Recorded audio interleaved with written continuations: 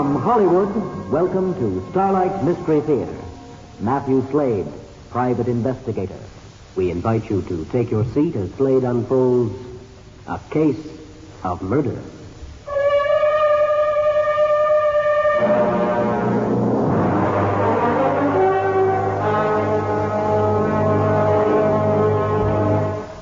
In my job, the hours are odd. So are the circumstances and the people I meet. You could even call some of them dangerous. My calling card reads, Mathew Slade, private investigator.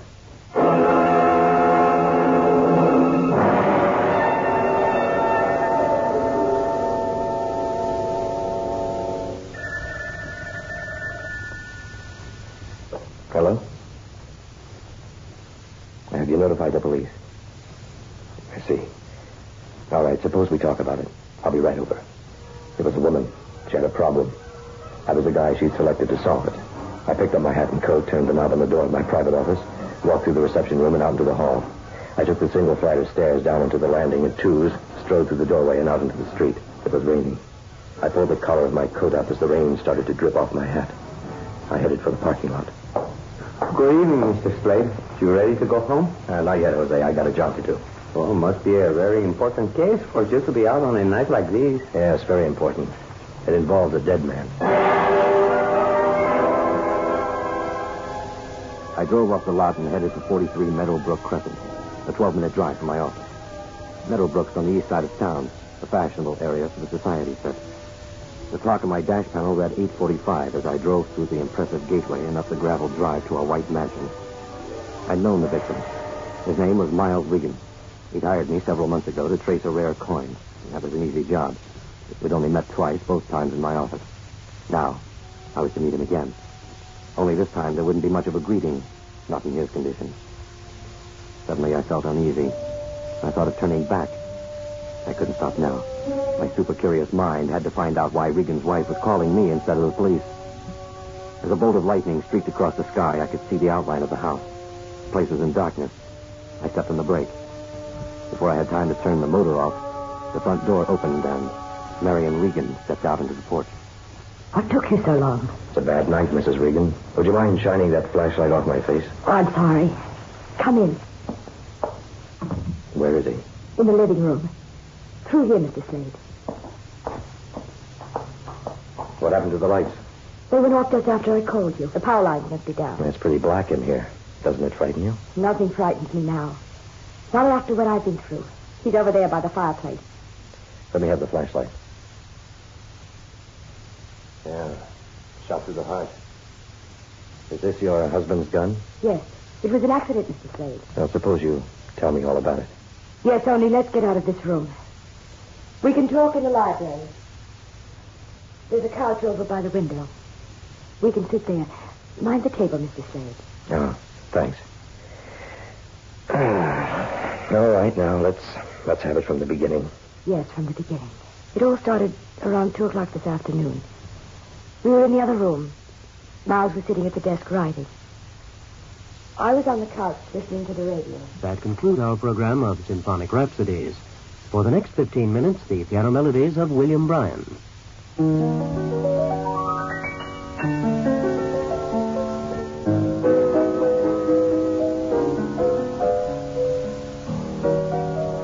Well, my dear, that's that. You're still determined to go through with it? How do you know it'll work? It will work. I'll mail this letter on our way to Mountain Springs and then... Miles, why must you run away from this? Marion, do you realize my predicament? When the board learns I've transferred shares over to David Corby without their approval, I'll be through anyway. But why do that? Must we go through it all again? There is no other way. I've embezzled company funds. Corby is blackmailing me. This way I'll get out of it with a clear name. It's simple. Corby replaces the funds in return for my stock. This letter of resignation will reach the office Monday. We'll stay at the Springs till things quiet down. Corby will call a board meeting and the rest will be up to him. Won't they become suspicious? Embarrassing questions, if I were around, could lead to an investigation. What did you do with the money? Now, Marion, you promised there would be no questions. In a couple of months, this whole business should pass. $250,000 doesn't disappear into thin air. Miles, I want to know. I can't tell you, and that ends it. I won't budge from this room until you tell me. When you come to your senses, take the train and come on up to the lodge. I'm going upstairs to pack. Miles, I'm going to the police. I can't go through with it. It's senseless for you to run away. Do you know what they do to embezzlers? We could get an attorney. There's Martin Downing. He'll get you out of this. It's better than running the rest of your life. That's a chance I'll have to take. Now, if you want to leave with me... Miles, I can't. Your final word? Listen to me. There's nothing further to say. Miles. Miles.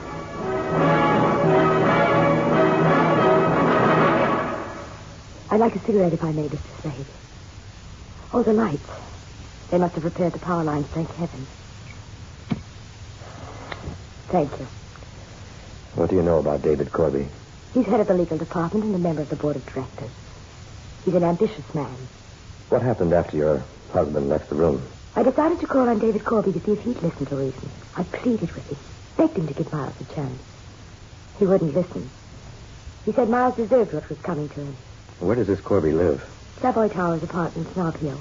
What happened when you returned home? Miles was in the living room. He'd been drinking. Where have you been? To the police to turn me in? Of course not. You were anxious enough to try and persuade me to give myself up? Well, I'm not going to. Miles. You've been to the police, haven't you? Miles. Haven't you? You're hurting my arm. You're drunk. You don't know what you're saying. Drunk, huh?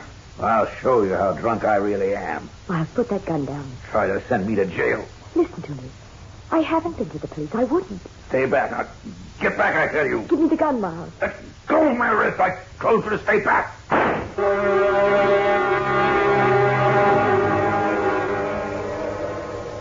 I tried to get the gun from him. It fired. Show me your position in relation to your husband's when the gun went off. Well, I was standing in front of him. We were beside the desk. He was shaking me. Then he reached into his coat and withdrew the gun. I grabbed his right wrist, and we struggled. He held the gun in his right hand? Yes, I grabbed it and tried to turn his wrist so he'd drop it. The gun was pointing towards his heart when it went off. Now, Mrs. Regan, take hold of my right wrist and try to twist it as you did your husband's. Well, it was like this. Mm-hmm. A little harder, Mrs. Regan. You're resisting, Mr. Slade. I can't. All right. Are your fingerprints on the gun? No. I mean, I don't think so. Oh, I just don't know. What happened to the letter your husband wrote? I have it in my pocket. After the accident, I took it from his desk. Let me see the letter. Why? I told you what's in it. I'd like to read it for myself, Mrs. Regan. Now, look, Mr. Slade. A letter, Mrs. Regan. Very well. It's been opened. Of course. I opened it. Does your husband write with his left hand? Yes, he's left-handed. Mr. Slade, must you keep asking these foolish questions? Part of my service. Now, you say your husband was drunk when you came in. You had an argument. He took out a gun. You made a grab for it, and it went off. Yes. Okay. On your part, it was an accident. Well, if you're telling the truth, you're in the clear. So how do I fit into all this? I want you to remove my husband's body. You what? I want it to look as though he's disappeared. Oh, now, wait a minute. I'm a licensed private investigator, not a body snatcher. You can't be serious. I'll pay you $10,000. You've got to be kidding. I'm not kidding, Mr. Slade. That's my offer. I need your help. I'm willing to pay well for it. I know I'm in the business to do other people's laundry, but this is a little too dirty. If it's a question of more money, I'm willing to raise... Let's get one thing straight. I work with the law, not against it. If I were caught doing such a thing, I'd lose my license and end up in jail. It's strictly illegal. I don't run that kind of an operation. Now, you maintain it was an accident. Okay, it was an accident. I wasn't a witness. I can't say either but way. But only the two of us would know. Mr. Slade, I've got to go through with this. I suggest you call the police. You can save yourself a lot of trouble. I can't do that. Not now. Why is it so important the body shouldn't be found? You told me you wanted Miles to give himself up. I've been thinking that perhaps Miles was right. The less said, the better. Why expose Miles' past? It'll be a lot easier on me and... Stop pacing back and forth, Mrs. Regan. Please sit down. You make me nervous. I'm sorry. Now, suppose you tell me what really happened tonight. No more than I've already told you. All right. Have it your own way. You need someone to play sap for you, Mrs. Regan. It's not going to be me. David Corby will cover the embezzlement. It can be made to look as though Miles had just disappeared. People do that. Yeah, one every 3 minutes, I know. Miles hasn't just disappeared. He was shot. Removing the body is illegal, and I don't intend to do it. Incidentally, what makes you think you can get Corby to cover the theft now that Miles is dead? He gave me his word. Oh? Before you arrived, I phoned him. Told him about the shooting. He seemed glad Miles was dead. He wanted to know about the shares. I told him Miles had signed them over to me. He said he'd replace the money if I turned the shares over to him. I told him no. You're playing with dynamite, Mrs. Regan. There's still time to get out of this before it's too late. I didn't want to tell you this. It's Corby. I'm afraid for my life. He's out to kill you? As sure as we're sitting in this room. You see, David Corby was my first husband. I divorced him to marry Miles. He's had it in for both of us ever since. He threatened my life tonight unless I turned those shares over to him. Where are they? In the safe. Tell me, was Miles' life insured? Yes. Substantially? 100,000. Made out to you, of course. Of course. Were you ever in love with Miles? Once, early in our marriage. He changed. You don't believe that, do you? No, not altogether. What is it you're after, Mrs. Regan? The insurance? Control of Miles' company? What? That was unfair. How could you say those things with my husband in the next room dead? I haven't seen real evidence of tears. You are heartless. Cautious. It pays in my business. Mr. Slade, you must help me. Please reconsider. I'll give you any amount you ask. 40, 50,000 in cash. You have that kind of money in cash? I can get it. Tonight if necessary. Where? From David Corby. Corby. A second ago, he was out to kill you. You are a liar, aren't you? The money's part of his deal for the shares. 75,000 to me. Mm-hmm. You tell a most unconvincing story. The police will shoot holes in it in seconds. They're not amateurs, you know. By the way, what's your story to the police going to be? Can't you understand? I can't go to the police. All I need... All you need is a pigeon. I told you it's not going to be me. Mr. Slade, there's a limit to my patience. Oh, your dialogue gets better every second. I'm asking you for the last time. Hasn't anyone ever said no to you? Do you think I killed him? Did you? How could you even think I did? Well, go ahead. Prove to me you didn't. I didn't ask you here to have you interrogate me or insult me. I'm offering you a proposition. One honest person to another. Very good, Mrs. Regan. Quite a song and dance, but it doesn't fool me. You can't talk to me like that. Well, I can and will. You'll have to forgive my insubordination. I rate very high on that. Let's not argue. I just want you to help me. We're not going to go through that again, are we? Mr. Slade. The answer is no. Flat and final. Good night, Mrs. Regan.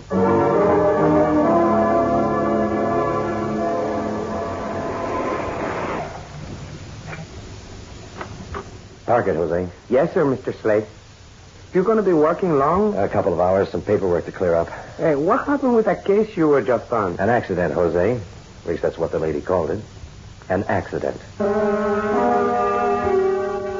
I was back in the office trying to wade through my tax return, but I couldn't keep my mind on the job. I kept thinking of Miles Regan lying cold as ice on that living room floor. His wife begging me to dump the body. Her story wouldn't stand up at an old ladies' tea party, let alone a police grilling. Questions racked my brain. I knew I should be calling the police and making a report. Curiosity got the better of me. David Corby lived at the Savoy Towers. 18 minutes later, I was pressing his door buzzer.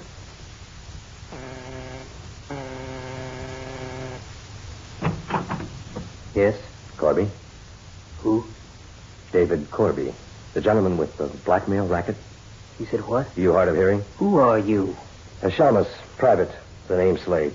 Am I supposed to get excited? What do you want? I'd like to talk to you about a dead man.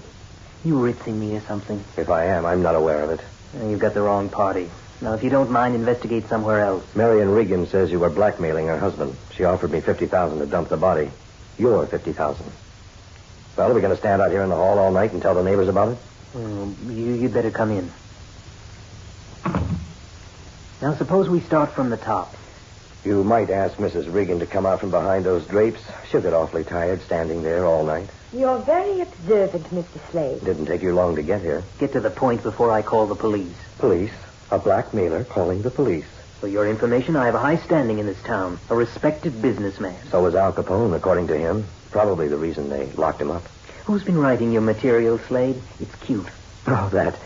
Well, I've been reading some of those Chandler books, you know, the biting, sarcastic private eye and all that.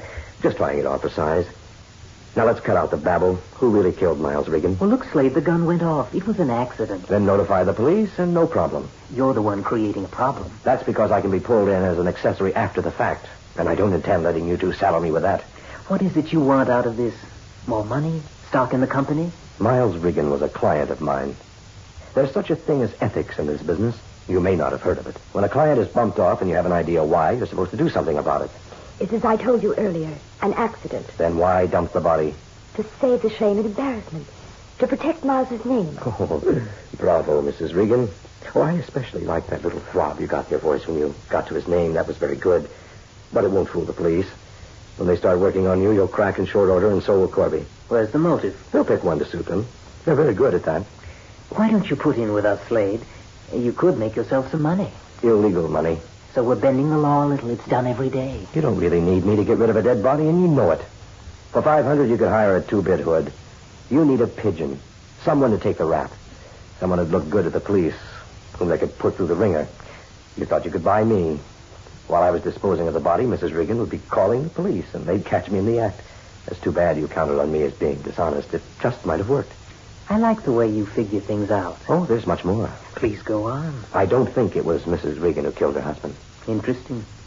Who did then? You. What makes you think he was murdered? Mrs. Regan tipped me to that. When I worked for Miles, I got to know him pretty well. His hobby was collecting coins. Well, we got around to talking about guns. That's my interest. Miles abhorred guns. Unlikely, then, did he keep one. That's point number one. Mrs. Regan's story was that she tried to wrest the gun from Miles' grasp, and it went off. He weighed all of 200 pounds. Supposedly, he was drunk.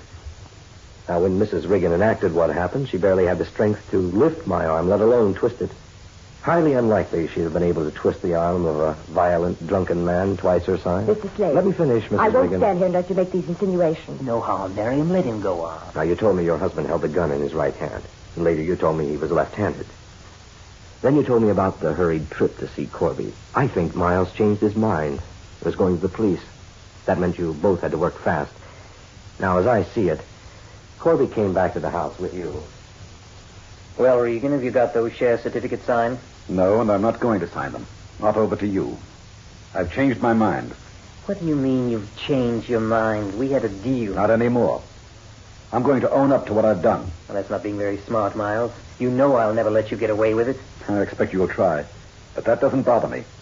I'll offer to make restitution. It will be up to the board to accept or reject it. You can't double deal me like this. Now, you'll sign those certificates over to me if you know what's good for you. You're wasting your breath. Threatening me won't get you anywhere. This is something I've got to do. Well, now, look. If you want a little better deal, I'll go along with you. It's too late for that. I have to face up to the mess I've got myself into. I'll take what comes. Pretty speech, Miles. All it will buy you is a term in jail. It'll buy me peace of mind, worth the price. Oh, don't make me laugh. What are you trying to protect? An honesty you never had? I know when I'm being kidded. Now, let's stop playing games. It's no game, but the end of yours. Now, look, Miles. You're going ahead with this deal, whether you like it or not. You're a hard man to convince, David. There won't be any deal. Well, perhaps this will change your mind. You're not capable of shooting anyone, and you know it. You haven't the guts. I want those shares. I'm going to get them. Go ahead. Shoot me. That won't get you the shares. You certainly can't scare me into giving them to you. Get away from that phone, Miles. You're through blackmailing me, David. We'll let I'm the warning police... you, Miles. Put down that phone. Put it down. Well, Corby, was that close to the truth? Very clever, Mr. Slade. Too bad we have to dispose of you. I was getting to like you. My, you certainly do have a lot of guns. Incidentally, why did you leave that other one beside the body? I figured we'd get your fingerprints on it. That's not very smart. The police can check out the serial number. They'll trace it to you. That revolver was stolen. I purchased it from, shall we say, an undesirable type. How do you intend getting rid of me? Simple. We take you back to the Regan house. I shoot you with the same gun I shot Miles. It will look like you shot him, then killed yourself. You'll have to do better than that. Where's the motive? The police will come up with one. They're good at that. Remember? Well, shall we go? Reluctantly.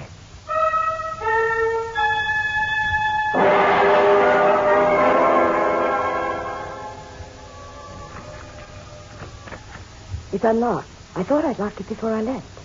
Inside. Get the lights, Marion. Okay, Slade. Over near his body. Pleasant dreams. Drop that gun, Corby. Turn around. Make it slow. What is this? Who are you? That's Sergeant Donelli, Homicide Division. Good timing, Sid. You had me worried for a moment. I knew I should never have listened to you, David. Shut up, Marion. He's got nothing on us. I have enough, Corby. When, may I ask, did you tip off this Detective Slade? I saw Mrs. Regan's car parked outside your apartment building. I called Sergeant Donelli from the lobby. Told him I had a hunch it was you who'd killed Regan. I convinced him I could lure you back to the house and get a confession. How stupid of me. Yeah, I've seen them, all shapes and sizes. They all end up tripping themselves. You can't beat the law. I wonder when people will realize that. Hey, you did a good job, man. You know, I think I should start working on commission for you people, Sid. Yeah, you'd probably do all right at that. Hey, why don't you come over to our side of the fence, huh? You'd make a good cop. Me? In uniform? Look better than a trench coat. All right, let's get these birds downtown. I'd figured this a tough case, and it was. I almost lost my life solving it. If you're wondering about the outcome, it was like this. The embezzlement was brought to light. Due to the circumstances, Mrs. Regan and David Corby, Miles is experiencing the big sleep. Because of it, Corby will face the electric chair. As for Mary and Regan, well, she won't be mixing with her socialite friends. They don't have too many of those in jail. And if you're wondering about that $250,000 Miles stole, it turned up in his safe deposit box in even thousands. Well, not quite. The last 1,000 had been broken into even hundreds, but there were only 9 of those. Now, what did Miles do with that missing 100? I wonder if Raymond Chandler could have found an answer to that. Maybe I'll try solving it myself. Anyway, in my file, I've labeled this little misadventure a case of murder.